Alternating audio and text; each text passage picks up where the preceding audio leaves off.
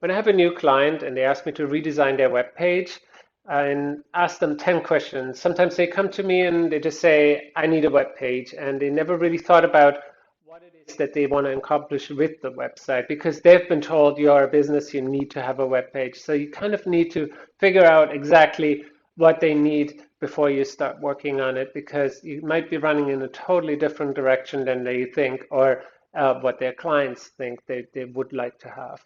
So first question is, what does your business do? Sometimes it's easy because you know what a sort of a pet store does or what the product is that you're trying to sell, but it could be more difficult for artists that are in the fashion industry. Who are they talking to? Who are they targeting? And so have a talk and explain what they like to accomplish with the website. So what do you want your website to actually do?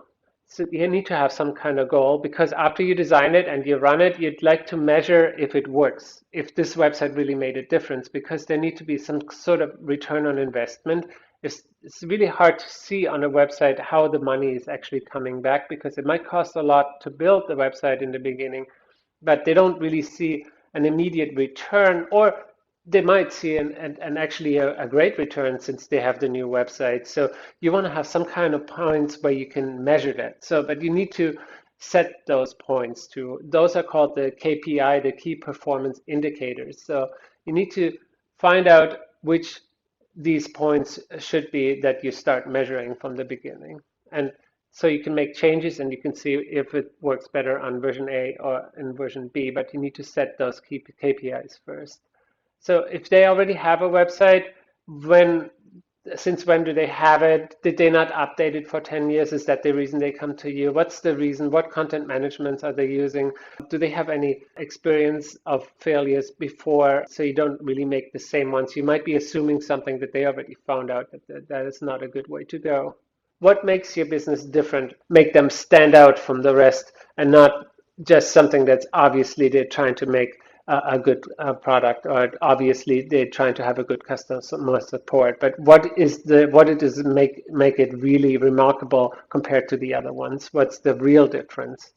And who are those competitors? Maybe you'd like to find out what they did and what to avoid, or what they think they did really great. And you can take a look and do a little bit of a survey of other websites that are close. What other websites do you like? Are there functions that you really enjoy? When a customer comes to that website, what are they looking for? What problems do they like to have solved? Keep that in mind all the way through the building of this website, that you always, what features do you want? Do you need to have a very large search database? Do you have a lot of videos? Do you have a lot of audio?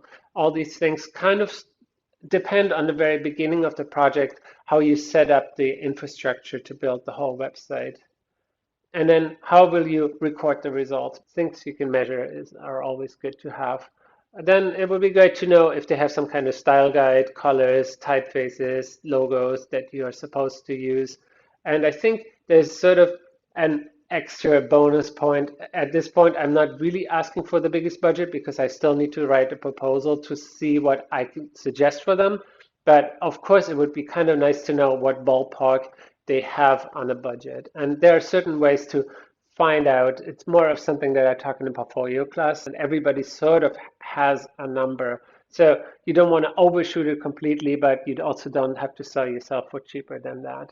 What's the expected deadline? How fast do you need this? This is really important too. You don't want to talk to a team of 20 people and have approval from everybody. You want to have one designated person that you talk to that updates their team, because it's a lot of work if you have to keep everybody in the loop. You might have to keep the boss in the loop, but there should be some kind of project coordinator on the other side that gives you the material, prepares it for you back and forth.